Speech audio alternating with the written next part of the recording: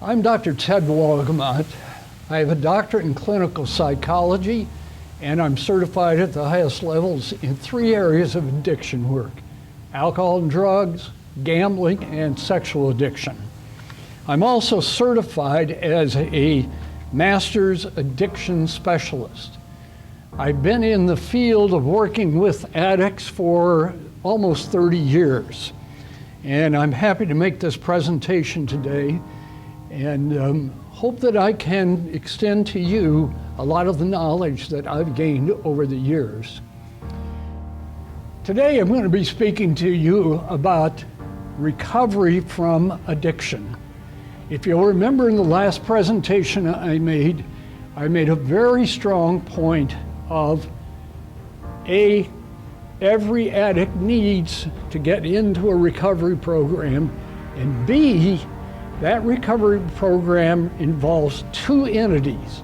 The first is becoming a full part of Alcoholics Anonymous, Cocaine Anonymous, whatever the addiction is, anonymous, if you will. And the second thing is to make sure if there are any other mental health disorders that are present in your life, like attention deficit disorder, like depression, like anxiety, especially trauma, those need also to be taken care of by an appropriate certified person who is established in the field of addiction work. If you get those 2 pieces going in your life, you have a really good chance of true recovery from this vicious brain disease called addiction. Now, before I go any further, I'd like to ask each one of you a question. And that question is this: are you sick and tired of being sick and tired? Are you sick and tired of being sick and tired? Because here's the thing, if you're not, if your answer is no, nothing's going to change. Everything will be the same. You'll be in the same rut, you'll have the same problems, you'll have the same lack of an endpoint.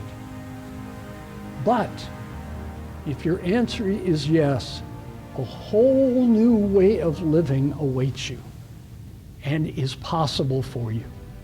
And I hope you can hear that real strongly, because it is true. I have been in this business, as I said before, in almost 30 years, and I've seen total transformation, wonderful renewal take place in people's lives that really are something like a miracle. And that can happen with you. I hope you can believe that. If you'll remember, I talked to you strongly before about what recovery involves. And so that's what we're going to be talking about today. And notice that it's going to involve a real appeal to the spiritual dimension of your life in terms of using the 12 steps as our model. And I want you to keep this in mind. For any of you who are believers in Jesus is presented to us in the Gospels, you'll remember that the very first word out of Jesus' mouth is a word we translate as repent. Repent and believe. That word that translation is from a Greek word known as metanoia. And it means far more than just repenting of my past. It means involving yourself in a whole turning point, turning away from a past life and turning towards a new life. And that's what the person of Jesus keeps begging us to do, is to create that turnaround in our life and follow him in a new way of living, with a new way of being able to see the world, with a new way of being able to value what's really important in the world, and a whole new way of living that out. It's available to you, and I hope you'll opt for that. So, recovery from addiction I'm positing very strongly here the most effective means of achieving recovery from addiction of any kind, doesn't matter what the addiction is through two methods. First of all, the 12-step programs of Alcoholics Anonymous, Gamblers Anonymous, Sex Addicts Anonymous, Narcotics Anonymous, and so forth. And secondly, obtaining appropriate credentialed professional help for mental health issues like depression, anxiety, attention deficit, and especially trauma. Now, why the 12 steps? What are these AA groups really like? What am I going to get out of them? I don't know if I want to be bothered going to these, and I don't know who is going to be there, all that kind of stuff. So let me answer a few questions about AA for you. First of all, AA is a place. It's a place where a wide range of people with many backgrounds similar to yours, others from very different backgrounds, but all of whom are similar in that they suffer from the very same ferocious disease called addiction. And it's a place then to meet with these people, to share their problems and help each other. To form, as we say here, no strings attached friendships in a non-judgmental atmosphere. Very important piece. No one is there to shame you. No one is there to guilt trip you. No one is there to judge you or shake their finger at you or anything like that. They're where you are. They are where you are. And so it's a group of people that are all sharing the same experiences in many ways. So for many, it becomes a second family, if you will. For others, it's the only family, or at least the only supportive family they've ever known. So, what AA is about is to help you practice some basic living skills. So, it's a place, for example, to develop and practice these living skills, skills like, or the likes of which many addicts have never been good at, but such as being responsible. Learning how to really communicate, particularly at a feeling level. Empathy, being able to really feel for other people instead of everything being about yourself. And finally, assertiveness, being able to stand up, name what's going on in your life, talk about it, and have the experience of actually being heard, listened to, and in a loving way. So also, AA is a place to socialize, a place to interact with other people without the crutch of chemicals or any behaviors that you're frequently involved in. Then we have a slide that says, try again. So AA is a place to try again in your quest for recovery. You may fail at first. Come back. They're always inviting you back. It's always an open door policy. Without fear of rejection or any kind of recrimination. Nobody is there to judge you. So if at first you don't succeed, keep coming back. That's a real slogan within AA. AA is also a place to begin to be honest with yourself. Truly honest. That's something that while you were in the midst of your addiction, you didn't allow yourself to do. But here you have the opportunity to uncover and disclose what's real about you in a way that maybe you've never had a chance to before. And to do so in an atmosphere of trust. Trust is so key, so important. Nobody's going to be talking about you in any way outside of that group experience. AA is also a place to learn from other people's mistakes, what they've been through, and how they got out of that so you can learn from them skills that maybe you've never been able to develop on your own. And Let others learn from you. You have so much to teach. You have so much to give. You have so much to share with people. Give other people the opportunity to learn what you've learned. So it's a mirror whereby looking at others, you see you. And you find out, hey, I'm not so bad after all. In fact, I've got some really good things about me. Now, AA is also a place for picking up information about recovery and for making contact for help and support of your own. The AA clubhouse and community, for example, can be a base camp where advice can be dispensed almost around the clock. All kinds of literature, all kinds of information. Somebody is almost always present there for you to share with and talk through things with. Next, AA is a security blanket for recovering people, where they know at certain times, weekly or daily, or several times a day in many cases for many people, they can turn for help and encouragement. Nobody putting you down, nobody shaming you, only encouraging, only welcoming. So members then feel secure just knowing it's there for a lift when they're low. And you are going to have your low points, or you are going to have those bad moments. That's when you need to reach out. Sobriety, I think you'll find, is contagious, and it's anonymous. First of all, it's contagious in that it's catching. You get to see other people moving to different places in life and moving on, developing new skills, and you say to yourself, hey, I want to be there. I think I could do that too.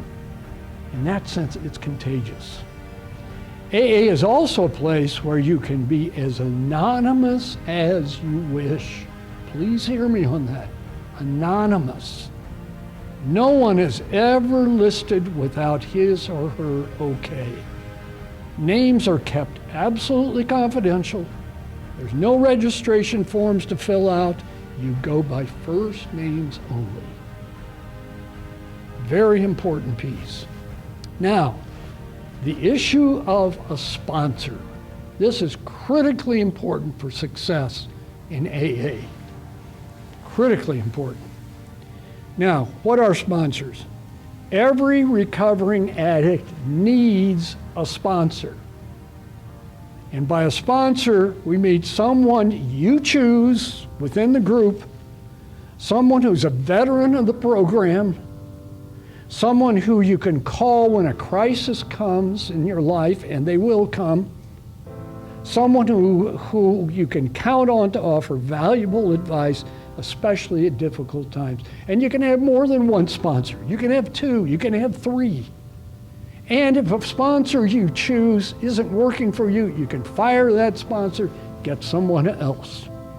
But the sponsor is critically important for success, because you can't always be in an AA meeting, but you can always be in touch with that sponsor, particularly with the cell phone advantage we have available at this time. Now, note something. The sponsor should be of the same gender. And I strongly recommend to women that they go to women's only meetings, because at that time when you're so vulnerable, you don't want to enmesh yourself in a romantic relationship which will distract you from the goal of what you're trying to achieve, which is recovery from addiction. Also, there should be a person who has been sober for a long time and has living a life of quality sobriety.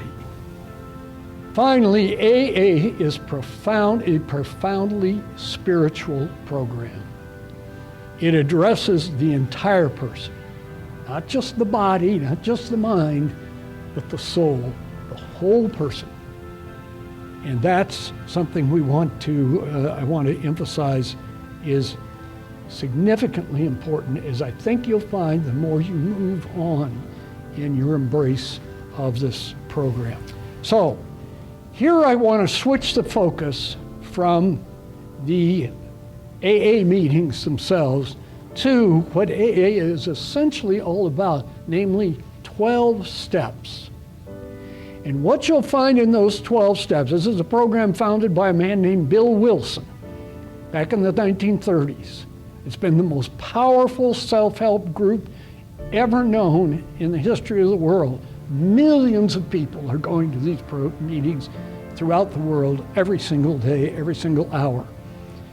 But what I want you to see clearly is that the 12 steps of Bill Wilson and AA and the major issues in the gospel of Jesus of Nazareth combine, are in sync. And that's what I want you to see as clearly as possible here. Notice, first of all, is a quote from the Gospel of Luke, in which he says, Jesus says, "I did not come for the healthy, but for those who need a doctor." Now, we all need a doctor in our lives, but most prominently, addicts need a doctor. They need a place where they can become healthy again. And a Franciscan priest by the name of Richard Rohr, who worked with prisoners for some 15 years, makes this statement: "I am convinced that on the practical level, the everyday level, the gospel message of Jesus and the 12-step message of Bill Wilson are largely the same." Largely the same. Let's go through these steps.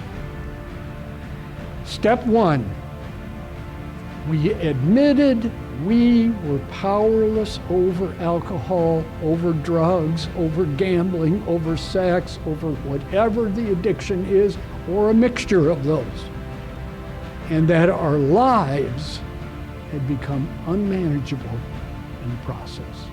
Our lives have gone out of control. We were not driving the bus. We were in the back of the bus somewhere, and it was driving us and taking us into the crazy and dangerous places. So now we admit this, and this is where I say this is so important for the addict to begin with, to look themselves in the mirror and say to themselves, "I am an addict." And secondly, to say, "And I have no control over this. I need help for it." Now, as another part of step 1, Jesus' message is this: until you bottom out, in other words, until you're brought to your knees in life, and you come to the limits of your own fuel supply, you just don't have any more gas left in your car, there is no reason for you to switch to a higher octane of fuel. Until you find a situation you cannot manage, which is what addiction is all about, you will never find the true manager. So in that sense, addiction can be a gift. I brought to my knees, now I have the opportunity of becoming a whole new person. So, still with step 1, Bill Wilson said, it is the imperial ego, the big I am, I'm the boss, I'm the king, I'll decide. Nobody's going to tell me what to do. It's the imperial ego that has to go, and only powerlessness, an admission of powerlessness, can do the job correctly. An admission of powerlessness simply means I realize on my own I can't take care of this. I tried every way possible, can't do it on my own. That's why I need help outside of me. Jesus used the metaphor of the grain of wheat that has to die to describe this same arrogant ego, what AA calls king baby syndrome. King baby syndrome. I am the king. I am the master. When in reality, you're not at all. Step 2. Because of this sense of powerlessness, I'm down on my knees now. I have come to believe that a power greater than me can restore me to sanity. But it's got to be bigger. It's got to be greater than me. Because on my own, I can't do it. Now, this step is beautifully reminded by the magnificent story we find in the Gospel of Luke called the parable of the prodigal son.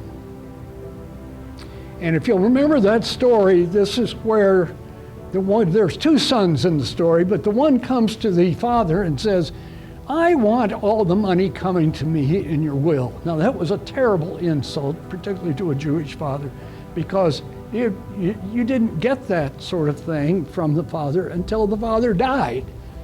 But he was still very much alive, and the son demanded this, and the father graciously gives the money to him. And off the son goes, spends it wildly and crazily and sinfully and all that kind of stuff until he runs completely out, and he's at the point now where he doesn't even have anything to eat except the slop that the pigs are given. In the meantime, the story tells us of how the father is pacing back and forth in his home, just wondering, waiting, looking out for his son, always on the alert. And one day he spots his son way in the distance. And the father drops everything, goes running out to the son, throws his arms around him, kisses him, and throws a party. Because my son who was dead has come back to life, he says. He was lost and is found. That's the God that Jesus presents to us in the New Testament. That's what makes Christianity ultimately unique in the history of religions. A God who is that loving, that merciful, that kind, that gracious. That's the God that we're called to believe in through the Gospels. And it's that kind of God that will help us realize that a power greater than ourselves can restore us to sanity. This kind of God can help me come back to a new kind of life, just as he did for the prodigal son. Now, this is the work of spirituality. I cannot do this on my own, is what this is telling us. It takes a power greater than ourselves to do the major surgery of putting down our defenses, all those defenses we set up to keep people away so that we could carry out our addictive lifestyle. Those come down. All those false programs we designed for our happiness, the drugs, the sex, the gambling, any of that is now finished. And all our forms of resistance, nobody's going to tell me what to do. I'm in charge. I'm driving the bus. When in reality, you weren't at all. This is the meat and muscle of the whole conversion process. Step 3, where now you make a decision. And this is a very key piece. All this stuff before is wonderful, but now I make a decision to turn my whole will and my life over to the care of God as we understand God, and as Christians we understand him as the Father in the prodigal son story. Jesus says, if anyone wants to follow me, let him renounce himself.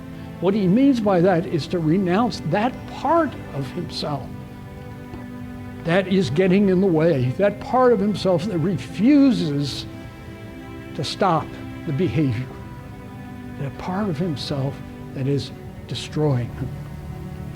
So what Jesus means by renouncing ourselves is a radical surrendering, and it's truly radical.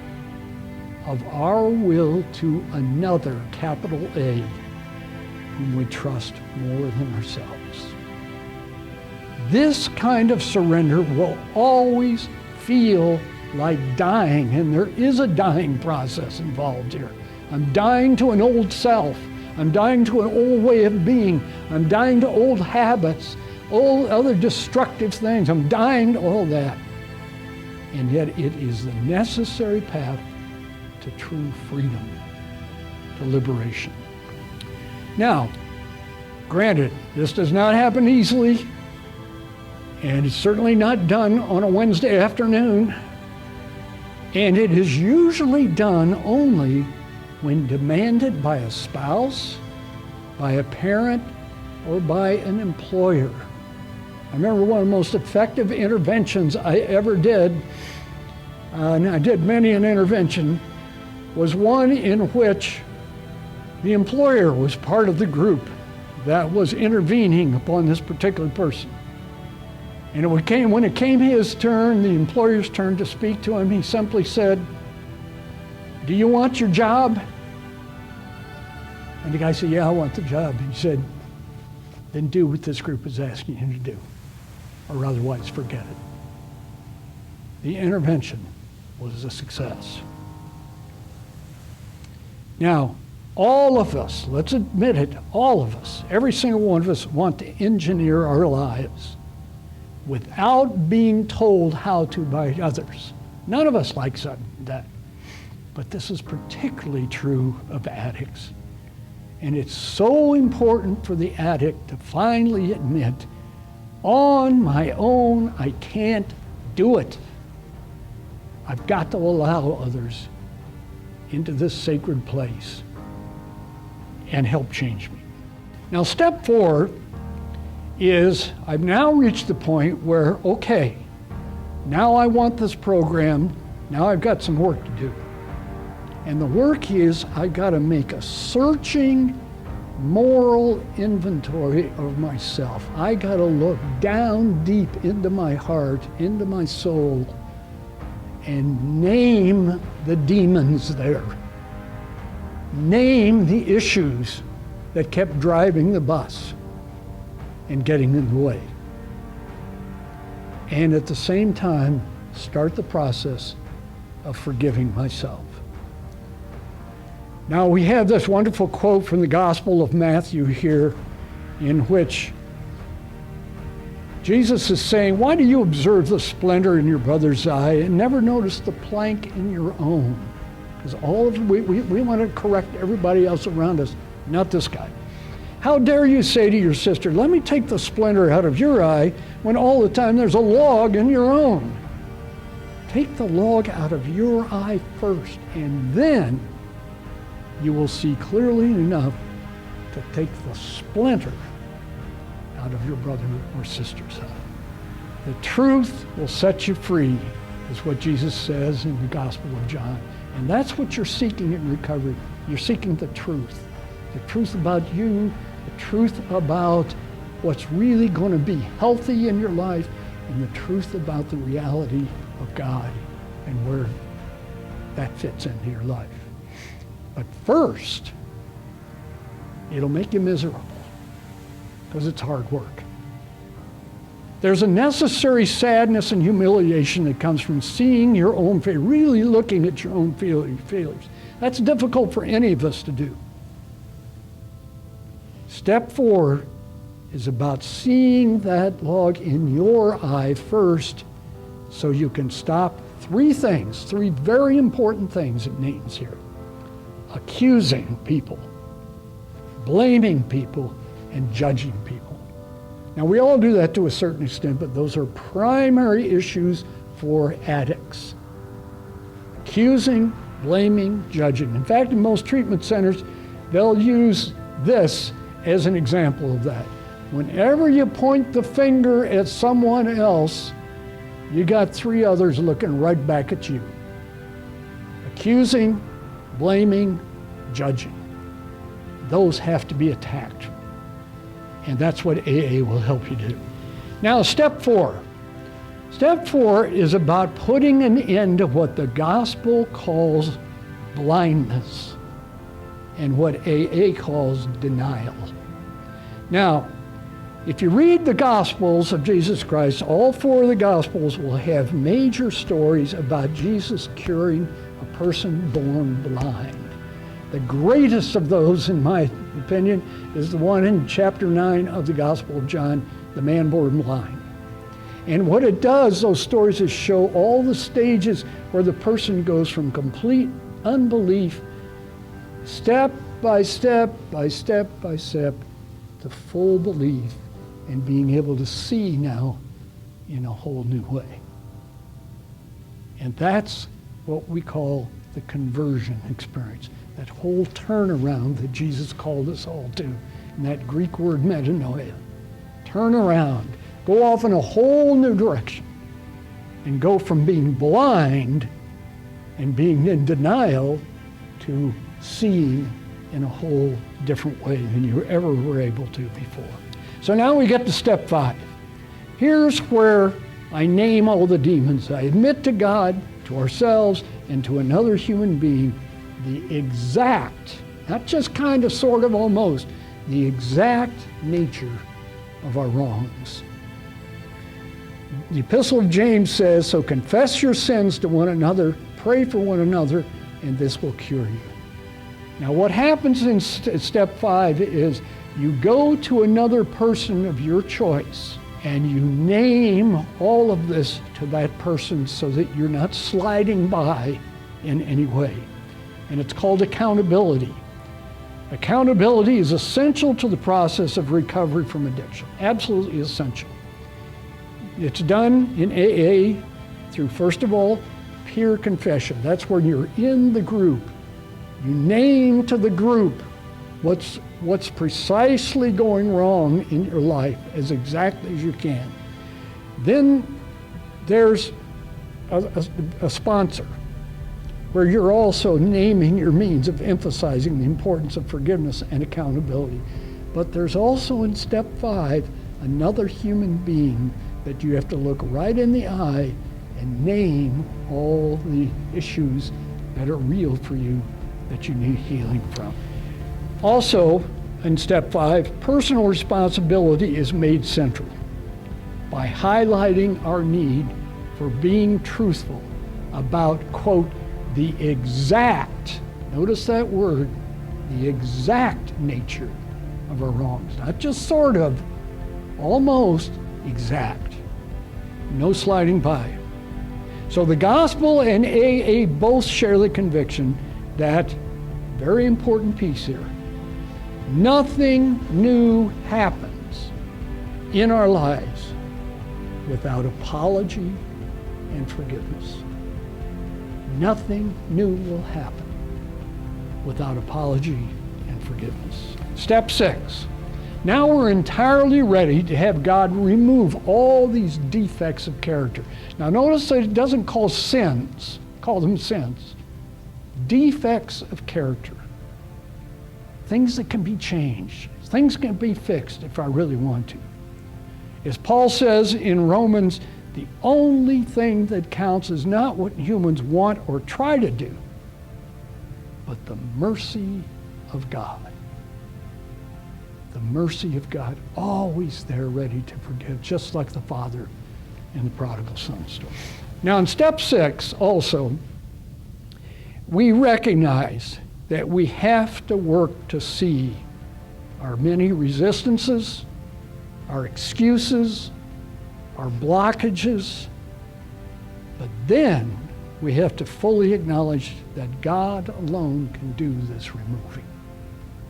I can't do it on my own. I have to bring that all to the Lord. In step 7 now, we humbly ask God to remove all our shortcomings. And we have that pictured for you there. We have that quote from the Gospel of Matthew. Ask, and it shall be given to you. Seek, and you shall find. Knock, and it shall be opened unto you. That's really what AA is saying too. Seek, ask, knock, and a whole new life can be yours.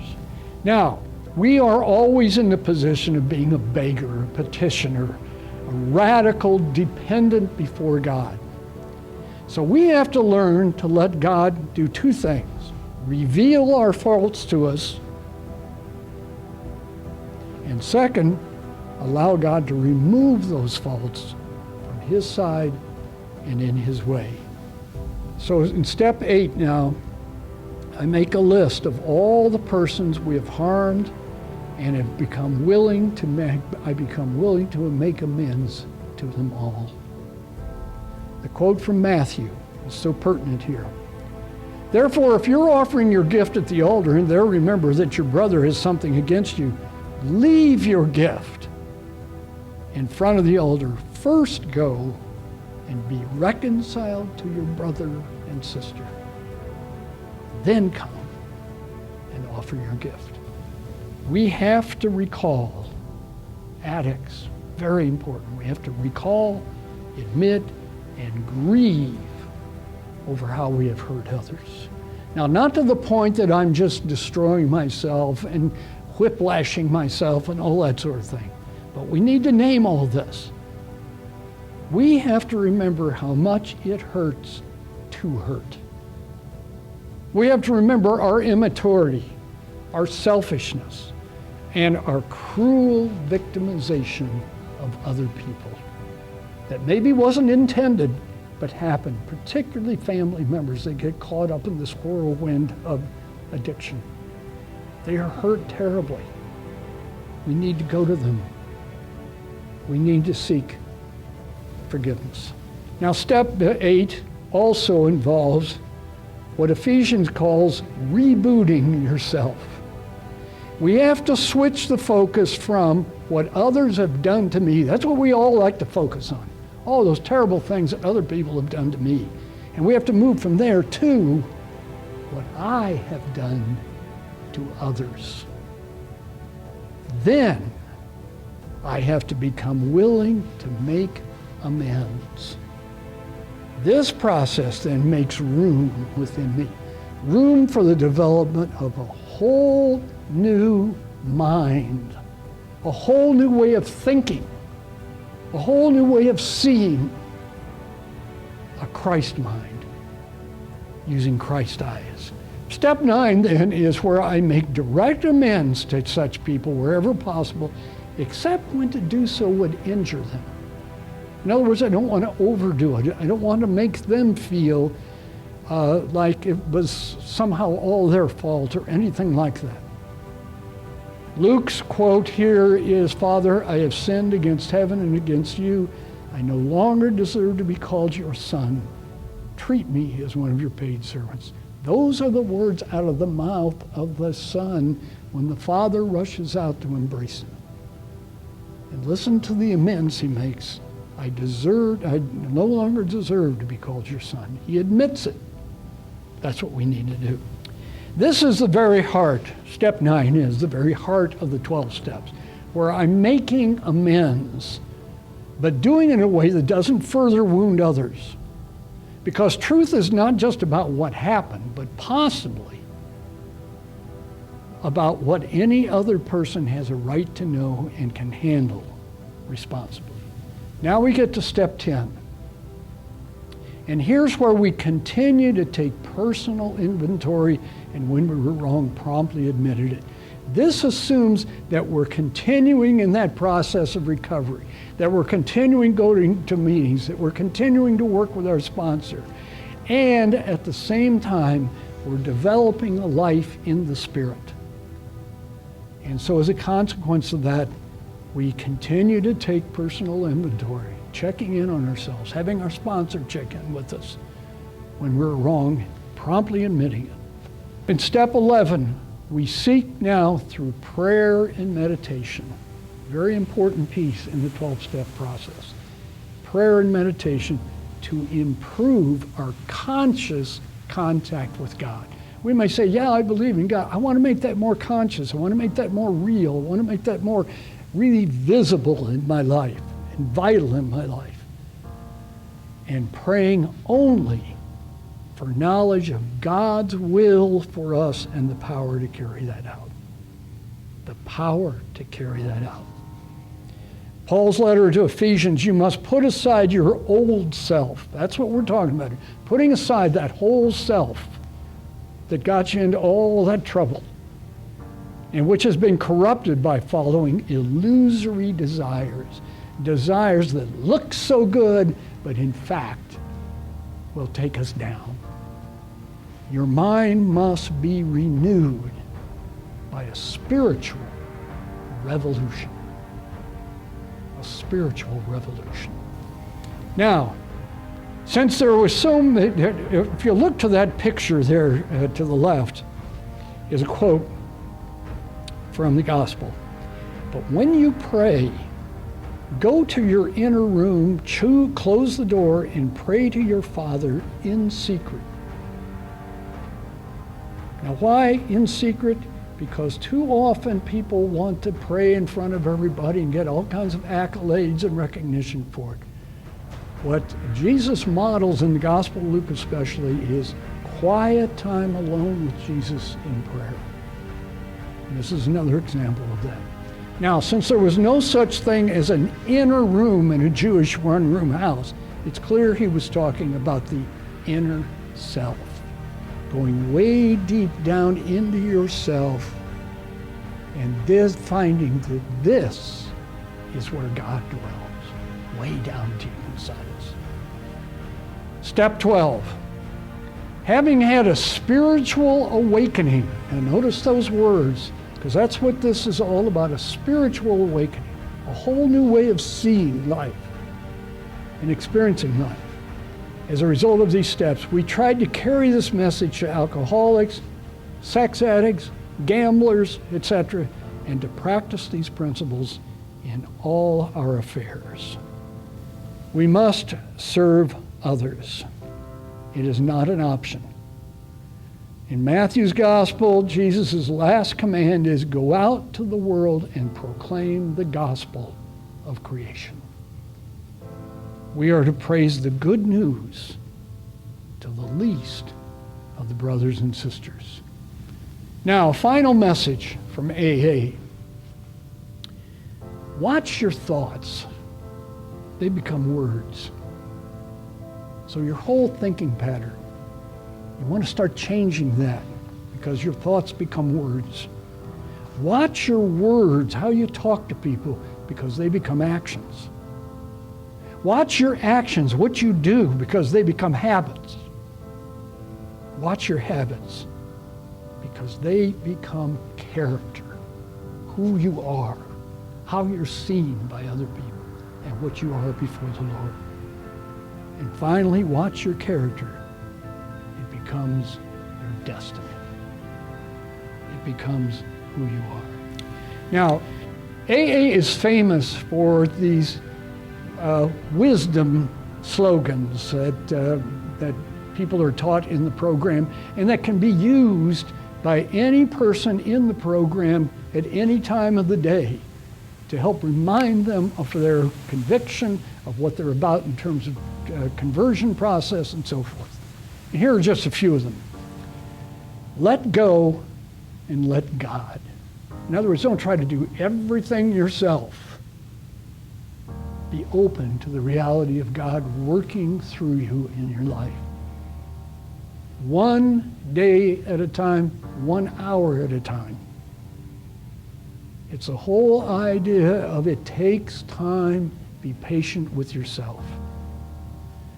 Willpower or higher power? Well, willpower didn't get you anywhere. Higher power can.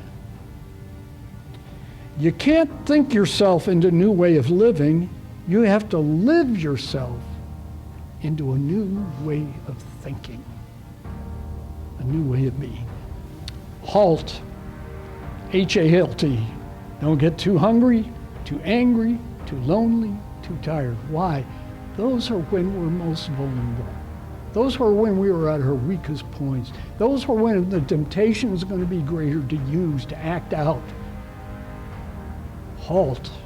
And notice I add bored, because particularly for people with attention deficit disorder, boredom is what gets them into trouble. That's when their brain is in a search-seek mode looking for something else, because this boring stuff is just boring me to death. Next, it's a simple program for complicated people. Simple program for complicated people. Progress, not perfection. It's not about perfection. It's about moving forward, one step at a time, one little measure at a time. And finally, don't quit before the miracle happens.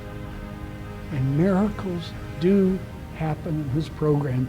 Not too long ago, I went to a 23rd birthday party, 23rd in the sense of his time in AA.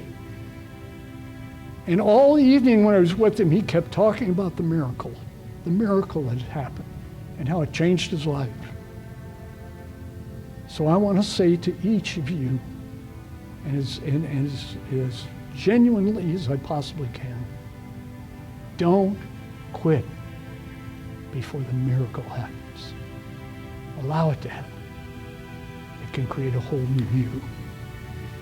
I began with the question of, are you sick and tired of being sick and tired? And I want to ask it again. Are you sick and tired of being sick and tired? Because if you're not, nothing's going to change. Everything will be the same. You'll be in the same mess that got you in here. But if you are sick and tired, I hope you're seeing more clearly now a whole new possibility awaits you. That's what Jesus is asking of all of us. He never says adore me. He never says worship me. He says follow me. And that's what he's asking us to do here. Follow me into a new way of seeing life, a new way of viewing it, a new way of treating other people, a new way of becoming a whole new person. Thank you all.